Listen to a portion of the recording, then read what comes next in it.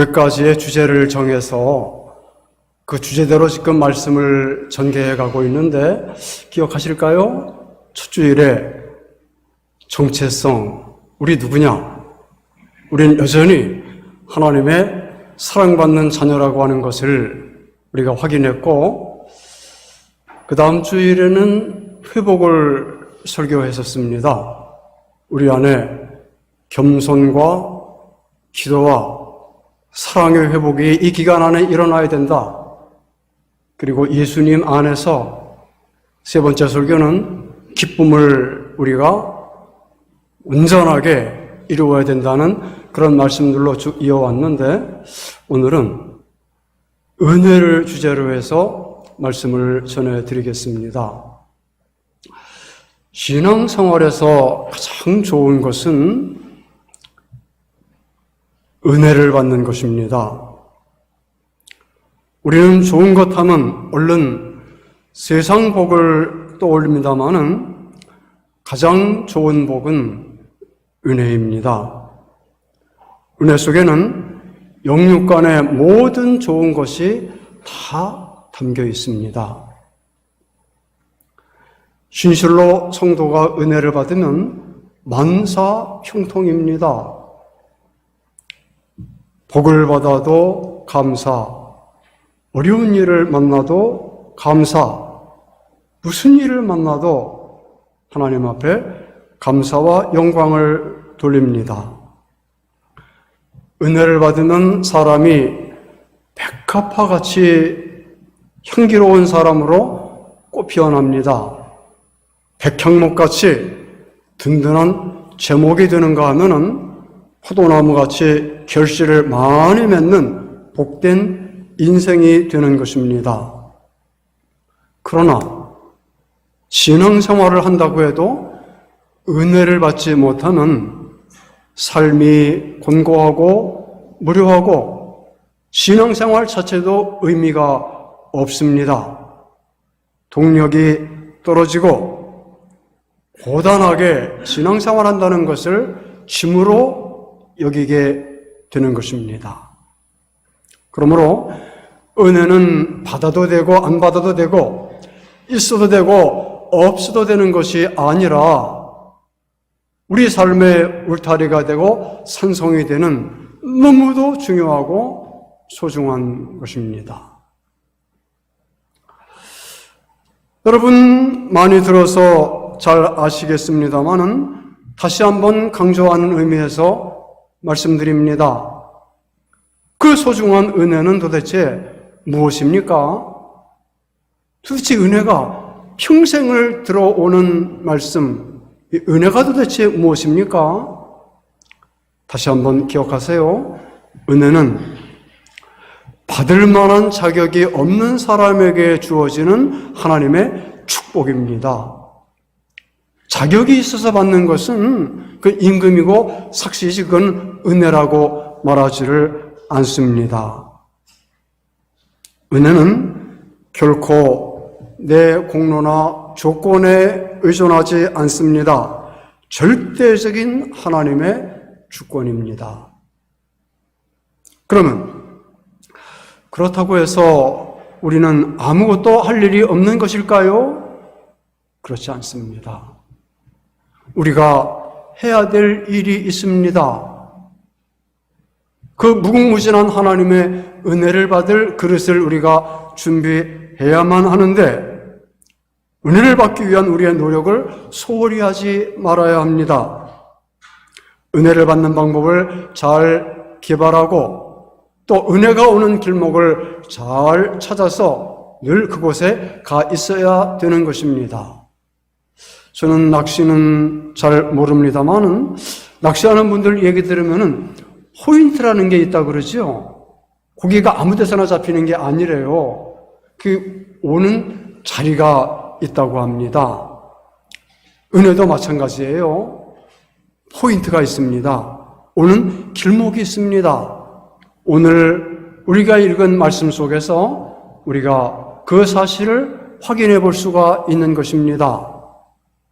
어디가 은혜가 오는 자리이고 은혜의 포인트일까요? 우리가 가 있어야 될 자리가 어디일까요? 첫째, 예배의 자리입니다. 오늘 27절 말씀에 예배하러 예루살렘에 올라가더니, 이 말씀이 이 에디오피아 장관이 은혜를 받는 모든 은혜의 시발점이었습니다. 여러분 잘 아시는 것처럼 저 에디오피아에서 예루살렘까지는 굉장히 먼 거리입니다.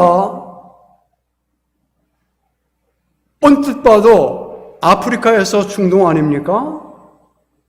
엄청나게 먼 거리인데 사모하는 마음이 그 모든 것을 다 이겨냅니다. 그리고 그 머나먼 길을 찾아와서 하나님의 성전에서 이 장관이 하나님 앞에 제사를 올립니다. 이방인이었기 때문에 이 사람이 성전 안에 들어갈 수 있었을까요? 어림도 없는 얘기지요. 성전 밖에서 아마 간절한 마음으로 예배드리는 시간에 함께 했을 겁니다. 그러나 하나님은 중심을 보십니다. 그렇게 예배하는 이 장관의 중심을 보시고 풍성하게 그에게 은혜를 베풀어 주셔서 한량없는 은혜를 받고 돌아가도록 축복해 주셨던 것입니다. 그러므로 사랑하는 성도 여러분, 우리 성도는 무엇보다도 예배 생활의 성공자가 되어야만 합니다. 예배를 월십이라고 하는데, 이 월십이라고 하는 이 단어는 worth라고 하는 가치라고 하는 단어와 그 뿌리가 같은 말이에요. 이 세상에서 가장 가치 있는 일 중에 하나가 예배라고 하는 것을 그 말이 내포하고 있는 것입니다. 그래서 우리가 예배 드릴 때에 하나님은 영광을 받으시고 우리 삶 속에 쌓였던 모든 죄짐을 주님께서 벗겨주십니다.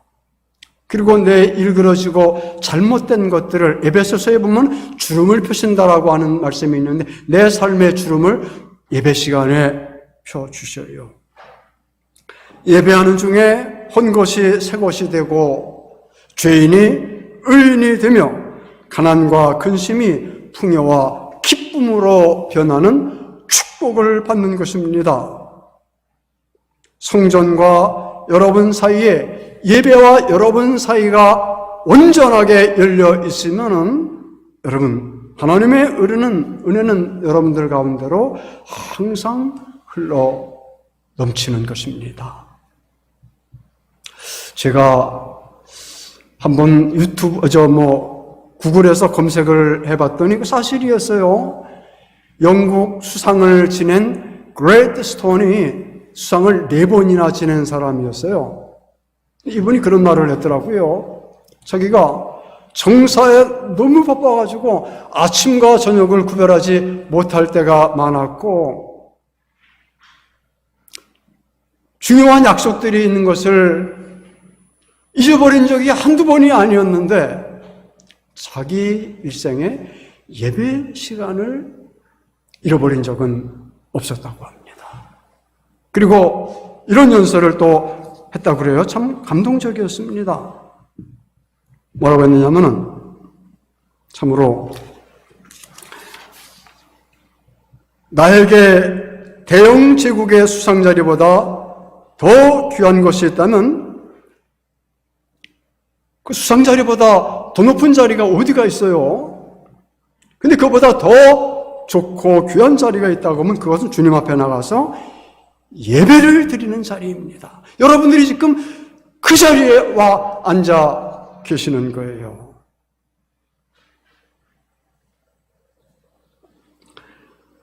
인생은 바쁘게 돌아다닌다고만 되어지는 것이 아닙니다. 애들 말대로 가방 크다고 공부 잘하는 거 아니잖아요. 하나님이 은혜 주실 때 인생은 최고의 인생을 살 수가 있는 것입니다. 그러므로 우리가 쓸데없는 고집은 다 버려야 하지만은 이 주일 성수에 대한 이 고집만큼은 견고하게 세워서 이 자리, 이 시간을 놓치지 말아야 됩니다. 여기에 하나님의 은혜가 출발하기 때문입니다. 두 번째 길목 포인트가 있는데 하나님의 말씀이 그 자리입니다. 오늘 본문의 주인공 이 장관이 고향으로 돌아가면서 병거, 오늘날로 말하면은 자가용이지요. 그 자가용에 앉아서 말씀을 읽으면서 가는데 참 대단히 사모하는 사람이었어요. 그 덜덜거리는 그 마차 위에서 성경을 펴서 성경을 읽는데 그 성경이 마침 이사야 53장의 말씀이었습니다. 근데 그 말씀의 뜻을 알지를 못해요. 그때 빌립이 다가가서 주의 종의 도우심이 필요합니다. 빌립이 다가가서 이 말씀의 뜻을 아세요? 모르겠습니다. 그래요? 그래서 빌립이 다가가서 이 말씀은 예수님의 십자가의 죽으심과 구원을 예표한 그런 그 귀한 말씀입니다 라고 설명을 해주자 비로소 예수님을 만나고 큰 은혜를 받았던 것입니다.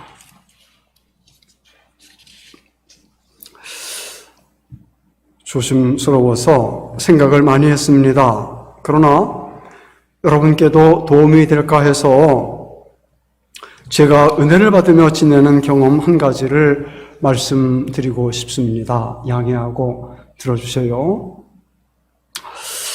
제가 새벽에 기상하면은 가능하면 빼놓지 않고 하는 두 가지 일이 있는데 하나는 평생 해왔던 일, 성경 석장을 읽습니다.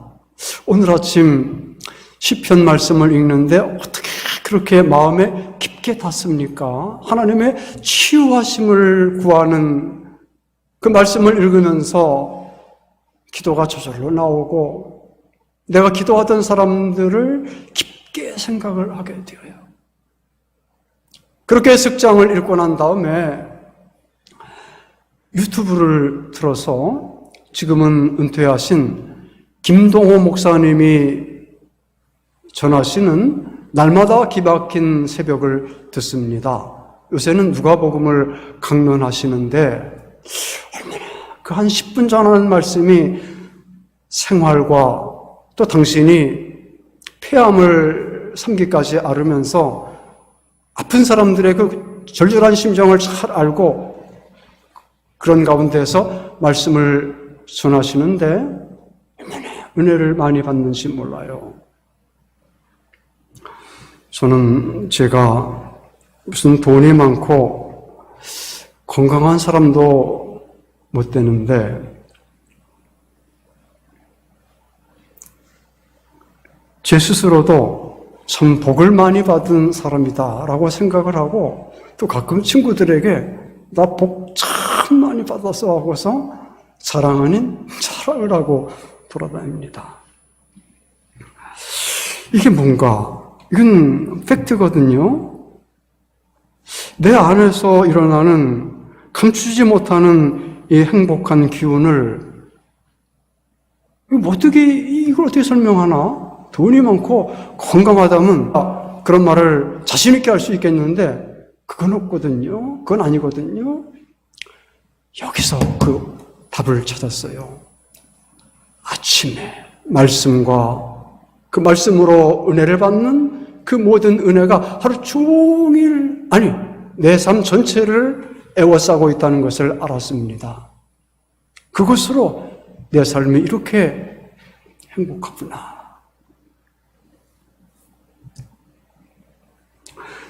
예수님은 말씀이 육신이 되어 우리 가운데 거하시는 하나님이십니다. 그분을 만나고 싶다면 우리가 어디를 가야 됩니까?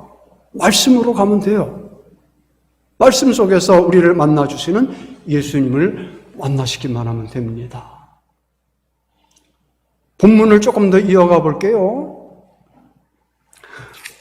우리가 첫 번째 전한 말씀처럼 은혜의 첫 번째 자리를 예배라고 말씀을 드렸다고 하면은 여러분 그 예배의 자리에서 또 말씀을 들어야만 합니다. 말씀을 전하는 사람이 물론 십자가 예수님의 복음을 잘 알아듣기 쉽게 전하는 것도 과제이지만은 듣는 우리들의 자세도 너무 중요합니다. 주님, 말씀하옵소서. 종이 듣겠나이다. 겸손한 마음으로 그 말씀을 기다릴 때에 은혜는 내 안에서 풍성하게 역사하는 것입니다. 말씀으로 받는 은혜가 언제나 우리 삼일 성도들 가운데 풍성하시기를 예수님의 이름으로 축원합니다. 마지막 세 번째로 성령 충만입니다. 보혜사 성령님은 곁에서 은혜를 베풀어 주시는 하나님이십니다. 주님이십니다. 예수님이십니다. 영으로 언제나 우리 곁에 계시는 예수님이세요. 은혜는 성령 충만, 바로 예수님이 주시는 성령 충만으로 온전하게 성취되는 것입니다. 오늘 본문에도 있잖아요. 에티오피아 장관이 은혜를 받는 모든 과정 속에는 성령님의 역사하심이 절대적이었습니다. 빌립이 가사 땅으로 갈 때에도 성령님이 거기를 가라고 지시를 하셨고, 뿐만 아니라 말씀 뜻을 알지 못해 갈급한 구도자에게 다가서도록 인도하신 이도 성령님이셨어요. 성령님이 그 모든 은혜 받는 과정 속에 절대적으로 함께 하셨던 것입니다. 성령님을 무시하고 소홀히 하고 은혜를 받는다? 그것은 언어도 아닙니다.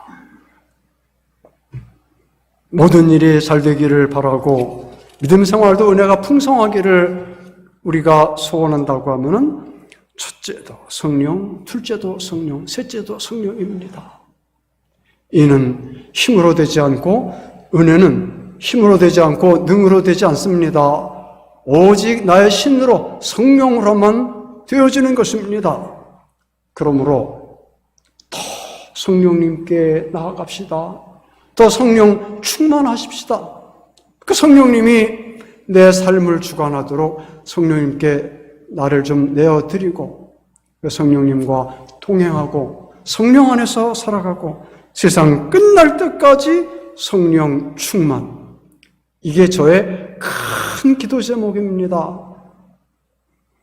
성령 감화 받은 영혼 하늘나라 갈 때에 성령 충만하게 우리의 일생을 마치는 것, 이것보다 더 큰 영광은 없는 것입니다. 말씀을 마치겠습니다.